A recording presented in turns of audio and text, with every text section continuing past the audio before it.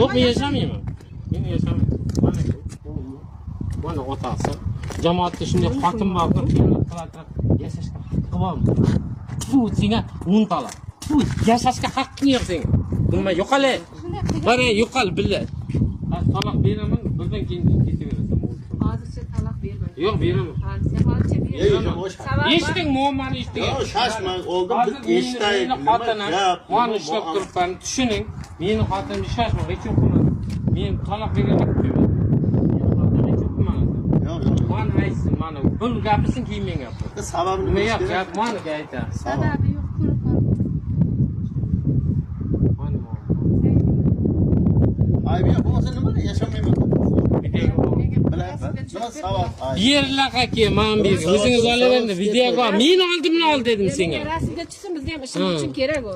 Menga ol. Ana o birovga bering-da, ura aytsin, rasmga tushirib. Sen videoga ol, men oldim, bekkedan. Vallahi olyapman. Bekkeda boshidan aytsin, eshitsin. Savobsiz ajrim bo'lmaydi-ku, savobsiz. Mana mening muammam, men gapirang, shoshmay turing-da. Men muammam, keyin gapira, men oilam. Hozirgacha talab berganimcha, oilam qo'limda. Mana otasi Bandixon rayonni Toshkent sovxozida turadi. Tursun Karimxon deydi. Men oilam bilan manaka. Men bilasiz, Tongyulduz mahallasida. Mana oilam, manaka nima uchun men urdimmi, so'kdimmi, mana aytsin. Manaka. Keyin men aytaman nima bo'lganini. Mana aytsin. Aytsin manaka. Mana eshitdingmi keyin? Urganini so'kkanini aybi yo'q. Endi mana Qur'on. Eshitdingizmi? Mana Qur'on. Ol videoga. Videoga. Qur'on. Men uylanganimdan 3 oydan keyin uyga ishdan ertaroq keldim, telefonga ishlab oldim. Bolamga gaplashdim. Telefonda gaplashdim. Toj bo'laydi. O'zim gapladim. Xotinim tegib oldi. Keyin men bilan uyiga chiqdim. Bandixon. Kechirdim. Yana 2 oy o'tgandan keyin yana ushlam Termizdan ekan. Keyingisi Termizdan. Mana Qur'on agar yolg'on bo'lsa meni ushlasin. Mana. Men qiz deb tekkan odam qiz emas ekan, mana tegin boshqa tegin telgan ekan. Mana aka. Mana muammo. Mana aka. Eshitdingizmi? Mana otasi, mana Qur'on. Mahalla eshitdinglar, bu narsa internetga chiqadi. Men o'zimni oqlashim kerak.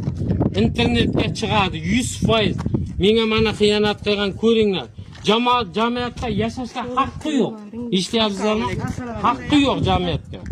Hamma meni xo'rlagan yetimning borqi mong'ayini bitib ishlasa, shu o'zini o'sib ketardi borqi yetim bachalar.